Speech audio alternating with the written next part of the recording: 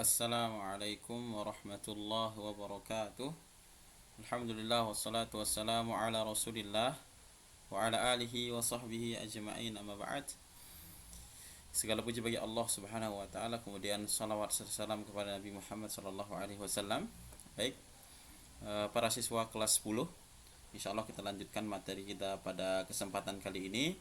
Insyaallah materi pada kesempatan kali ini berkaitan dengan najis dan serta hukum darah haid, nifas dan istihadah. Baik, kita mulai dengan najis terlebih dahulu, materi najis terlebih dahulu. Saya akan perlihatkan slide saya. Oke, baik. Baik, teman-teman semuanya, tentunya insya Allah kita sudah tahu bersama bahwasanya di antara penghalang kita menunaikan sholat adalah adanya najis pada badan kita atau baju kita atau tempat sujud kita. Sehingga sebelum kita mulai sholat, kita harus pastikan salah satu syarat sholat yaitu memastikan badan kita, kemudian baju kita, kemudian tempat sujud kita, tempat sholat kita bersih dari najis, seperti itu. Baik, kita mulai dengan definisi najis. Sebagaimana antum lihat di sini, najis adalah semua benda yang dianggap kotor menurut syariat yang diperintahkan untuk dihindari. Ya, jadi standar kotornya adalah standar syariat. Jadi antum jangan punya standar sendiri. Ustadz, itu kan lumpur di sawah itu kan kotor Ustadz, kalau kena baju saya berarti nggak bisa sholat.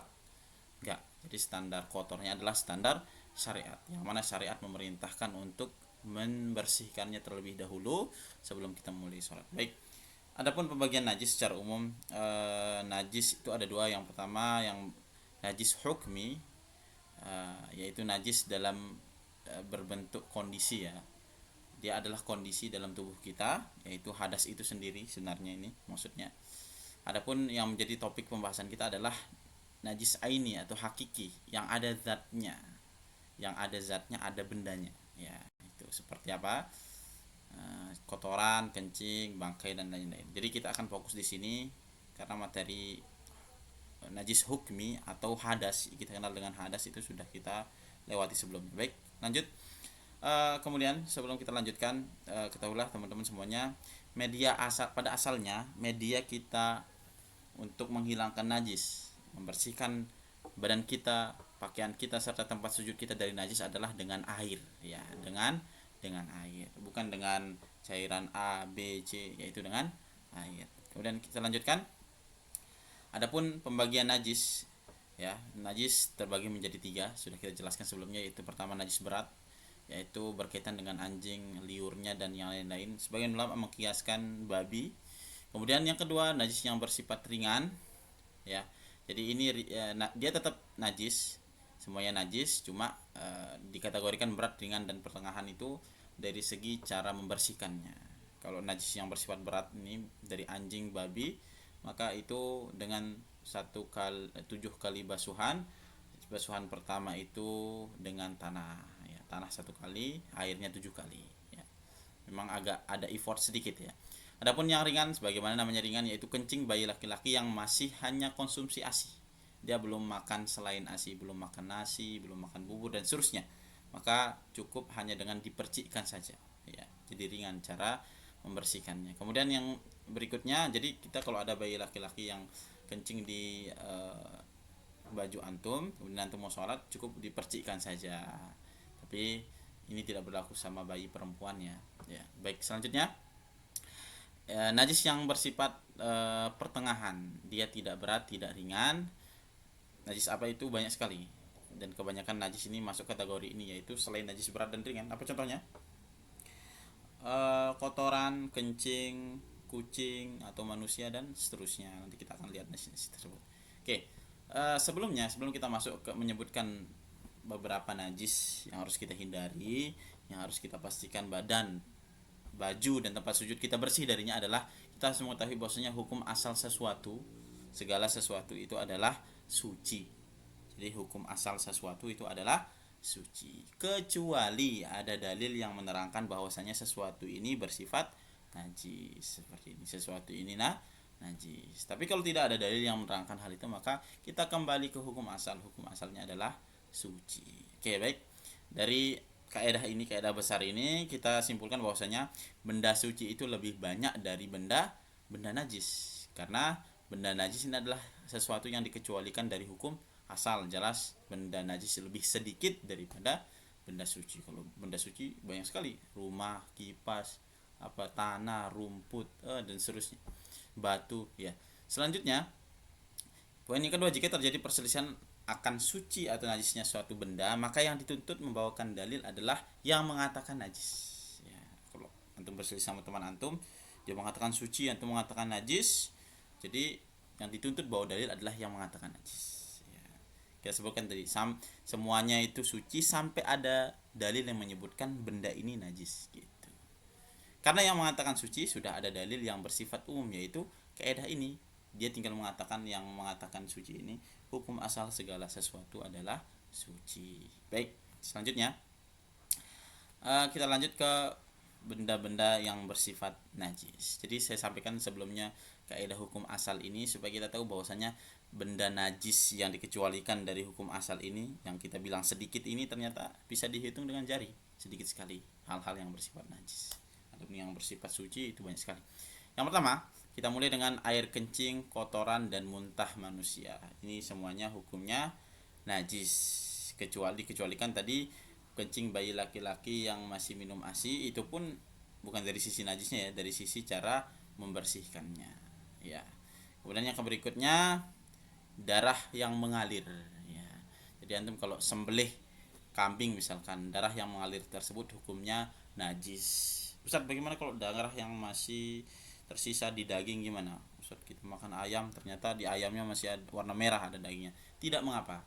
Darah-darah seperti itu dimaafkan, ya, ditolerir, tidak masuk kategori najis. Yang masuk kategori najis adalah sebagaimana firman Allah Subhanahu wa taala, audaman masfuha, atau darah yang mengalir. Kemudian selanjutnya kencing dan kotoran hewan yang tidak dimakan daging. Contohnya kotoran kucing, kencing kucing. Kalau antum berangkat ke masjid, kucingnya kencing di celana antum, maka antum harus bersihkan celana tersebut, dibasuh, dibersihkan, dicuci, gitu.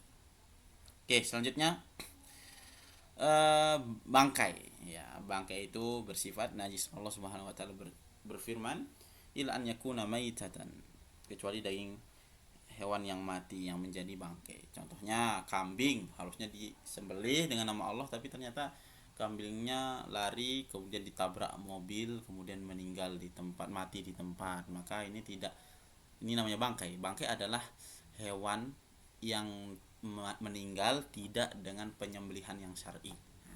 Ditabrak, disembelih dengan nama Allah kan, berarti kan, maka dia jadi bangkai. Pertanyaannya, ini saya kurang nih, harusnya saya tulis kulit bangkai ya. Kalau bangkai tidak bisa ya bangkai ya, bangkai. Sorry. Ini pembahasan tentang najis masih ya. Oke, pembahasan tentang najis, bangkai itu termasuk hal yang najis, ya. Kemudian selanjutnya madhi. Madhi itu adalah cairan yang keluar ketika orang sedang naik syahwatnya. Dia memikirkan yang berkaitan dengan hubungan suami istri dan seterusnya, maka ini cairan kental putih itu, maka itu adalah madhi, dan itu adalah najis. Kemudian wadi juga kotoran yang keluar ketika orang capek, cairan yang keluar ketika orang capek itu, atau setelah di akhir kencing kita, itu hukumnya najis. Kemudian darah haid juga hukumnya najis, ya. Oke, kita lanjut biar videonya pendek ya, kita lanjutkan aja secara cepat. Ustaz, terus bagaimana tata cara membersihkan najis jika najis ini ternyata terkena dengan badan kita misalkan, atau tempat sujud kita, Ustaz, atau dengan baju kita? Maka kita bagi menjadi 3 ya. Pertama, ketika najis itu ada di tanah, sedangkan misalkan kita mau pakai tanah ini, karena zaman dulu kan ternyata masjid Nabi itu alasnya langsung tanah. Bagaimana? Bisa nggak sholat di sana? Bisa. Ketika seorang Arab Badui kencing di masjid, maka Nabi Shallallahu Alaihi Wasallam memerintahkan para sahabat untuk mengambil air untuk menyiram air tersebut. Maka cara membersihkan tanah yang kena dengan najis adalah disiram air. Oke, teman-teman semuanya, secara umum mensterilkan diri dari najis itu adalah, katanya adalah dengan menghilangkan najisnya dengan air. Dihilangkan najisnya dengan air secara umum. Namun memang ada beberapa kondisi nanti seperti najis berat ini ada tambahan tata cara yaitu dengan tanah. Tapi secara umum itu dibersihkan dengan air, dihilangkan kotoran tersebut, najis tersebut dengan air. Oke, selanjutnya kita lanjut ya. Kita lanjut loncat ke sini aja dulu. Kulit bangkai itu apakah bisa dijadikan suci kulit bangkai tersebut sehingga bisa dijadi alas untuk sholat? Mungkin bisa dengan tata cara disamak. Nabi Shallallahu Alaihi Wasallam bersabda, "Ayyuma iha bin dubiq faqad ayyuma iha bin dubi faqad tahur." Kulit bangkai yang disamak maka dia telah menjadi suci. Disamak artinya dibersihkan, disikat, dijemur sampai kering. Ya, kemudian pada selain tanah dan dia bukan kulit bangkai, kita masuk ke poin ini adalah terbagi menjadi tiga. Kalau najisnya itu berat, yaitu najis yang berkaitan dengan anjing, baik liurnya, apalagi BAB-nya dan seterusnya, maka itu dibersihkan dengan dihilangkan najisnya tentu ya. Tapi tambahan tata caranya adalah dengan tanah sekali, dengan air 7 kali. Banyak ulama yang mengkiaskan menyamakan hukum anjing dengan babi dari segi cara bersuci darinya, mensucikan diri darinya. Oke, selanjutnya adalah najis yang bersifat ringan. Tadi sudah kita sebutkan, bayi laki-laki yang masih minum ASI tadi, ketika dia kencing maka kencingnya itu bisa hanya dipercikkan dengan air ya. Kalau dikencing di baju kita, kan kita percikkan dengan air. Kemudian yang berikutnya pertengahan ini secara umum ya dibersihkan dengan air ya, secara umum maka dicuci baju antum kena sama kotoran kucing dicuci ya, atau tangan antum dicuci ya, intinya dihilangkan, dibersihkan dengan air. Dibersihkan dalam kurung dihilangkan zatnya dengan air ya. Baik, seperti itu. Oke teman-teman semuanya, kita lanjut ke pembahasan haid dan nifas serta istihadah. Oke. Yaitu darah wanita. Walaupun antum tidak mengalami hal ini, tapi insya Allah pembelajaran ini berfaedah karena antum punya ibu, antum punya adik perempuan mungkin, atau kakak perempuan. Baik. Pertama-tama kita akan bahas apa itu darah haid. Sebenarnya darah haid ini adalah darah yang keluar dari wanita yang sudah baligh. Itu menunjukkan dia sudah baligh, dan ini darah yang normal ya. Mereka yang tidak haid lah mereka yang tidak normal sebenarnya ya, berarti ada penyakit atau ada kelainan ya. Tapi yang haid, yang keluar darah haidnya dan secara rutin, maka ini adalah yang wanita normal, darah yang wajar yang keluar dari wanita normal. Adapun darah nifas adalah darah yang keluar ketika lahiran dan setelah lahiran ya. Adapun istihadah ini ini nih beda sendiri nih. Istihadah ini adalah darah penyakit ya, darah penyakit ya. Kalau ini normal dua-duanya, ini gak normal nih, dia sedang sakit ini wanita yang keluar darah ini. Darah seperti apa itu nanti kita akan pelajari. Oke, kita mulai dengan darah haid. Darah alami atau darah tabiat wanita yang keluar dari dasar rahimnya pada waktu-waktu tertentu saat seorang wanita sehat, bukan karena persalinan, yaitu darah haid. Kita mulai dengan kapan sih awal wanita itu haid, umur berapa dia haid ya. Disebutkan oleh Aisyah radhiyallahu taala anha, dia berkata, apabila anak perempuan telah mencapai 9 tahun maka dia seorang wanita dewasa ya. Jadi awal haid itu adalah umur 9 tahun ya. Awal haid itu umurnya 9 tahun, dan secara fakta memang belum ada ditemukan bahwasanya ada wanita yang 7 tahun sudah haid. Kalau ada saat keluar darahnya itu bukan haid, itu adalah istihadah, darah penyakit. Karena darah haid itu keluar minimal 9 tahun, di bawah itu tidak, dia belum keluar. Kemudian maksimalnya sampai kapan wanita haid? Maksimalnya sampai 50 tahun ya. Ini pendapat mayoritas ulama, maksimalnya umur 50 tahun. Oke, selanjutnya. Jadi kalau ada orang yang umurnya 55 tahun tapi darahnya tetap keluar 60 tahun darahnya keluar, maka di sini itu bukan darah haid, itu darah istihadah, bukan darah normal lagi tapi darah penyakit ya. Walaupun nanti bisa dibedakan mungkin darah haid dengan darah Oke, kita lanjut ke durasinya. Wanita haid itu berapa lama sih? Uh, Minimalnya berapa hari berapa malam? Oke, minimalnya disebutkan 1 hari 1 malam, maksimalnya 15 hari.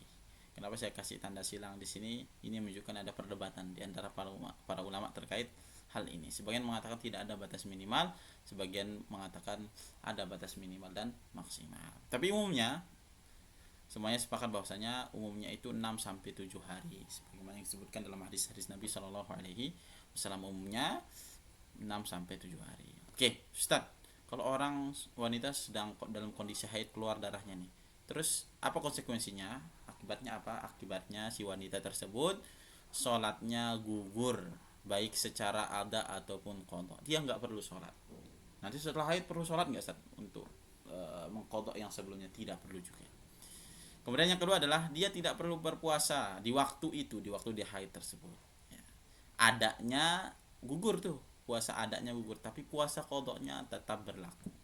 Artinya nanti kalau dia di bulan yang lainnya selain Ramadan dia sudah tidak dalam kondisi haid, maka silakan dia untuk mengqadha puasanya, mengganti puasanya dengan bahasa yang lainnya. Kemudian dia merupakan kepastian balik si wanita. Kemudian dalam kondisi haid tidak boleh wanita seorang istri digauli oleh suaminya. Ya, kecuali ya, ada pengecualiannya. Antara pusar ya, yang diharamkan adalah antara pusar sampai lutut. Ya, jadi si istri itu dia tutup dirinya dari pusar sampai lutut ketika dia sedang haid, sedangkan suaminya ingin bercumbu mungkin dengannya, seperti itu. Selain area pusar sampai lutut boleh untuk dicumbui oleh suaminya.